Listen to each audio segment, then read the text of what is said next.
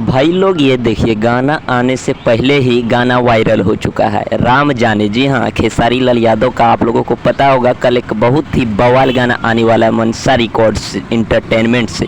तो भाई वो गाना फाइनली आप लोगों के बीच वायरल हो चुका है। आप लोग स्क्रीन पे भी देख पा रहे होंगे। ये बहुत ही बुरी खबर है भाई। जितना भी गाने का लागत हो, साला गाना लीक कहाँ से हो जाता है पता ही नहीं चलता। आप लोग स्क्रीन पे देख पा रहे होंगे।